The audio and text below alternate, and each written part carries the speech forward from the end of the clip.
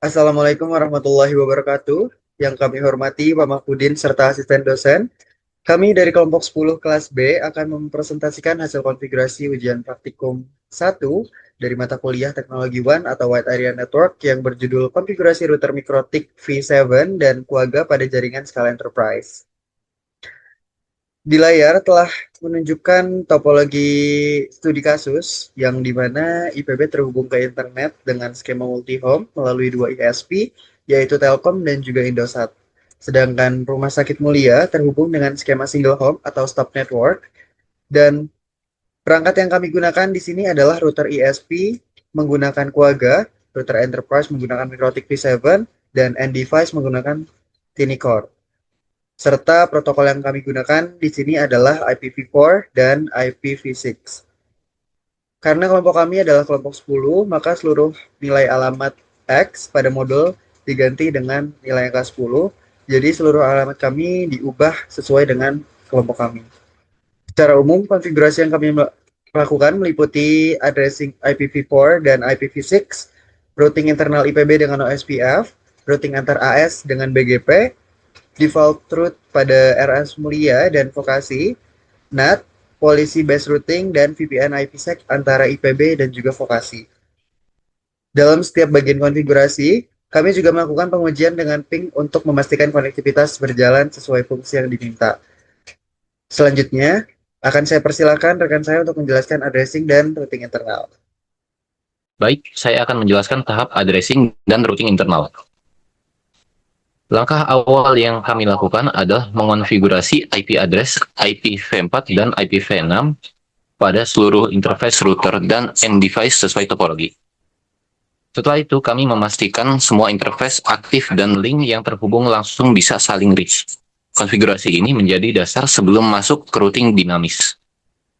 Setelah addressing selesai, pada jaringan internal IPB kami menerapkan OSPF V2 untuk routing internal IPv4 dan OSPF V3 untuk routing internal IPv6. Step konfigurasi yang kami lakukan pada bagian ini adalah set IPv4 dan IPv6 di setiap interface, mengaktifkan interface, konfigurasi OSPF V2 untuk network IPv4 internal IPB, konfigurasi OSPF V3 untuk prefix IPv6 internal IPB, serta verifikasi neighbor dan rute yang terbentuk. Untuk verifikasi konfigurasi addressing dan OSPF ini, berikut adalah hasil ping dari jaringan internal IPB ke jaringan internal lain dalam domain IPB.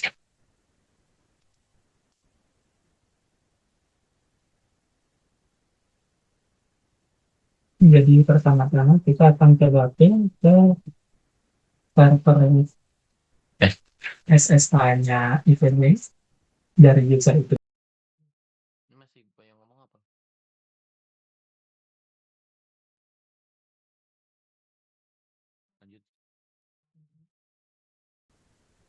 Bisa kita lihat ini ping dari user IPB ke SSH sudah berhasil. Sekarang kita coba ke yang server telnetnya. Hasil pingnya antara perangkat dalam jaringan internal IPB sudah berhasil. Hasil ping tersebut menunjukkan bahwa routing internal sudah berjalan, karena paket dapat mencapai tujuan tanpa menambahkan static route manual. Selain itu, berikut juga hasil ping IPv6 dari host internal IPB ke alamat IPv6 internal lain, untuk membuktikan bahwa OSPF V3 sudah mendistribusikan route IPv6 dengan baik. Jadi, pada tahap ini, kami simpulkan bahwa addressing dan routing internal IPB sudah berhasil. Baik, selanjutnya saya akan menjelaskan routing antar AS, default route, dan PBR atau Policy Based Route. Jika melihat ke modul yang dibagikan, routing antar AS, IPv4, dan IPv6 menggunakan BGP V4. Sedangkan routing internal IPB tetap menggunakan OSPF. Jadi BGP yang kami gunakan pada router border adalah menghubungkan enterprise dengan ISP. Step konfigurasi pada bagian ini adalah mengaktifkan BGP pada router border, lalu menetapkan ASN masing-masing pada masing-masing router, menambahkan neighbor IPv4 dan IPv6, lalu mengadvertise prefix yang perlu diumumkan, lalu terakhir memverifikasi neighbor BGP dan routing table. Kemudian, untuk RS Mulia dan Vokasi, modul meminta agar koneksi ke ISP menggunakan routing default. Jadi pada kedua jaringan ini kami membuat default route menuju gateway ISP masing-masing tanpa menjalankan routing dinamis penuh seperti di IPB.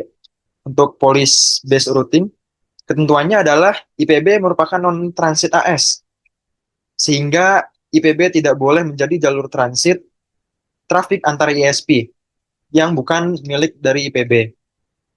Karena itu, kami menerapkan kebijakan routing agar trafik yang masuk dari satu sisi tidak diteruskan sembarangan ke sisi ISP lain.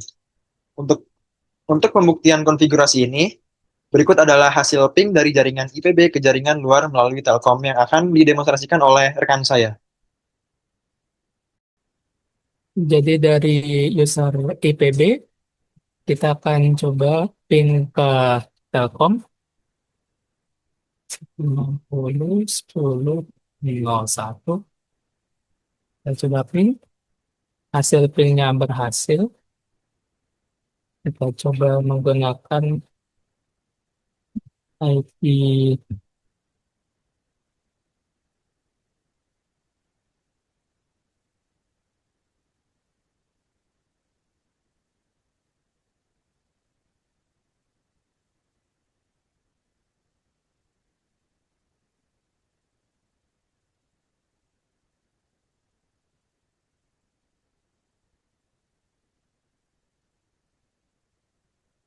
Baik, lalu untuk default route, berikut adalah hasil ping dari host RS Mulia ke alamat di luar jaringannya, yang menunjukkan bahwa trafik dari jaringan stub berhasil keluar menggunakan default route ke ISP.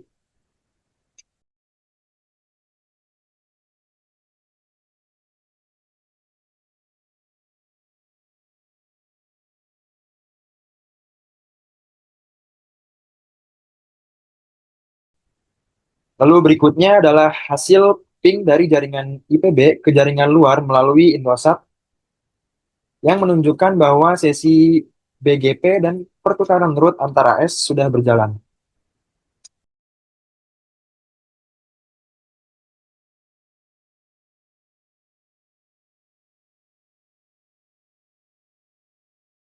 Berikutnya adalah hasil ping dari host vokasi ke jaringan luar yang membuktikan bahwa default root pada vokasi juga aktif dan berfungsi.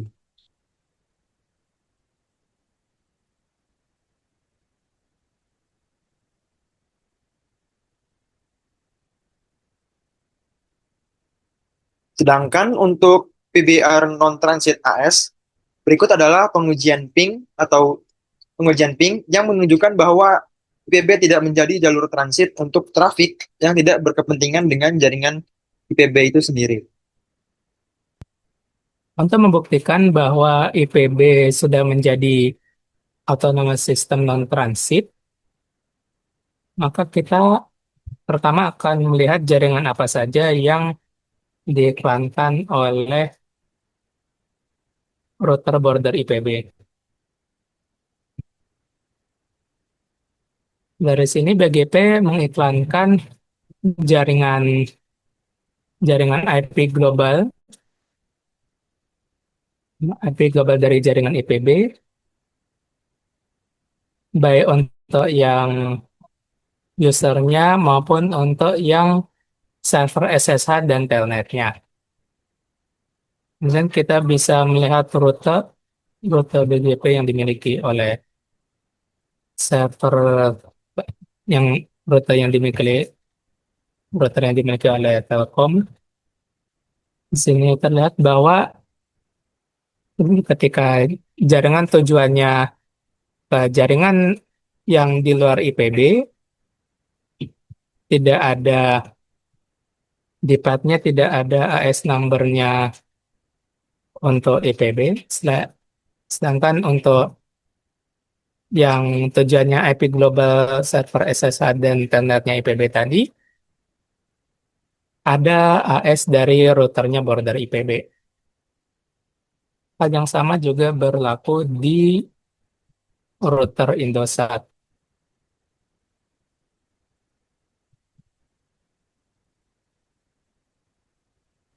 Selanjutnya adalah NAT IPB, RS Mulia, dan Vokasi.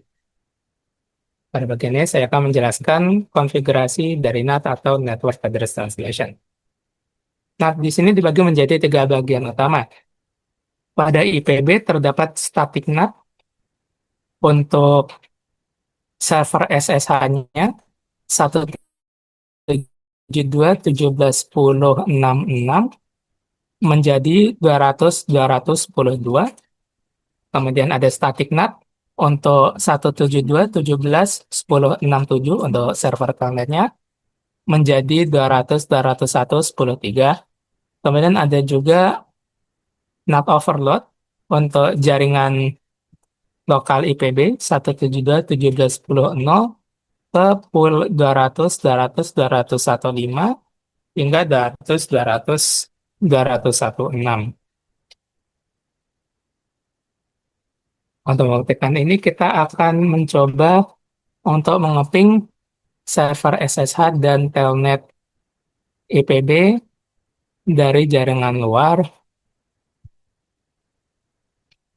Pertama, kita akan ping ke server SSH-nya.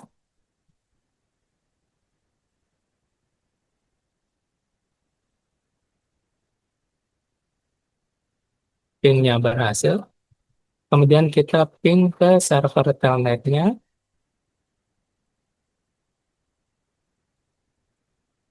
Pingnya berhasil juga. Kemudian keberhasilan ping ini menunjukkan bahwa static NAT 1:1 sudah berhasil. Selanjutnya untuk membuktikan bahwa NAT overload-nya sudah bisa, kita akan mencoba mengeping ke jaringan luar dari user IPB.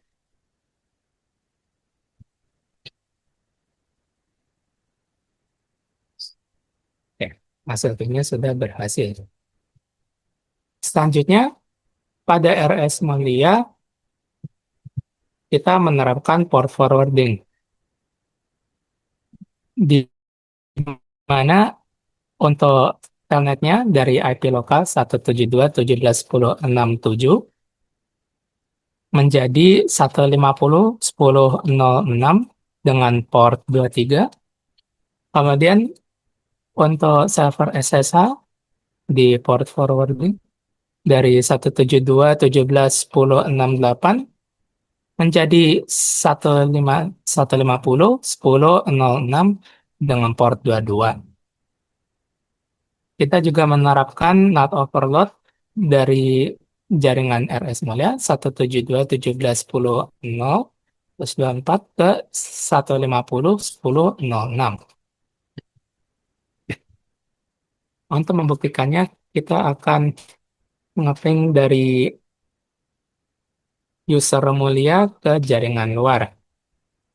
Misal, dari user Mulia ini kita akan mengeping ke alamat SSH-nya tadi.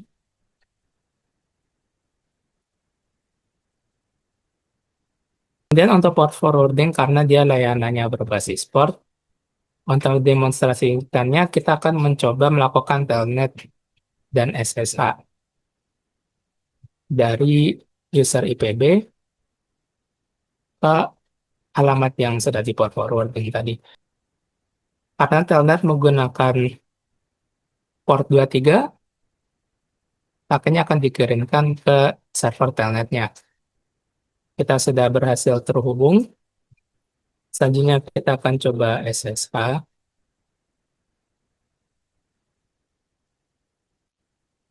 SSH-nya sudah berhasil.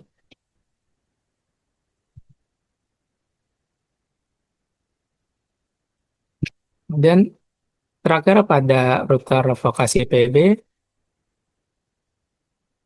jaringan dari Vokasi IPB 192.168.10.64 diterjemahkan melalui NAT overload menjadi 160, 10, 10. Untuk mengujinya, kita akan coba melakukan ping dari user SV IPB ke jaringan luar.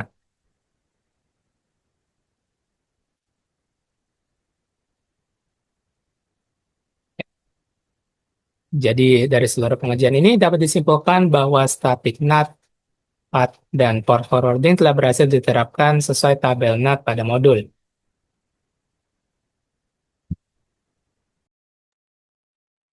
Selanjutnya, saya akan menjelaskan bagian terakhir, yaitu VPN IPB ke vokasi. Sesuai modul, koneksi VPN antara IPB dan vokasi harus menggunakan AES 256 untuk encryption, SHA 256 untuk integrity, DH Group 14, Mod P248 untuk pertukaran kunci, dan pre-shared key Z3BR4. Step konfigurasi yang kami lakukan adalah membuat IPsec profile dengan SHA 256 dan DH Group 14, membuat proposal dengan AES 256, menambah peer dan pre-shared key D3BR4, membuat polisi IPsec antara subnet IPB dan subnet vokasi, memastikan route menuju jaringan lawan melewati tunnel VPN, serta melakukan pengujian konektivitas. Untuk verifikasinya, berikut adalah hasil ping dari jaringan IPB ke jaringan vokasi melalui tunnel VPN.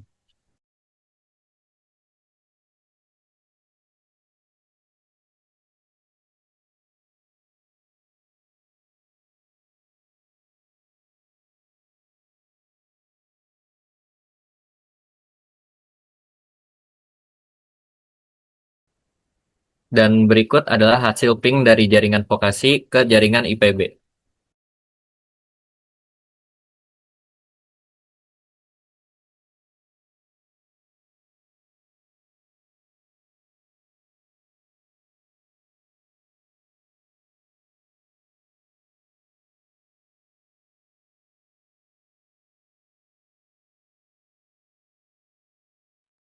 Keberhasilan ping ini menunjukkan bahwa tunnel IPsec side-to-side berhasil terbentuk dan trafik antar kedua jaringan sudah terenkripsi melalui VPN.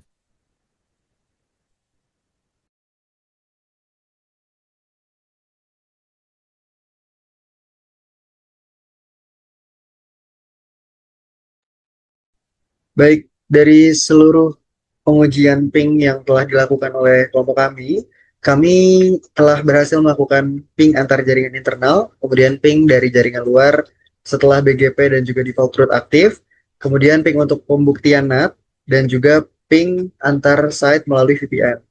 Dengan demikian, setiap mode konfigurasi pada praktikum ini telah kami verifikasi melalui hasil konektivitas.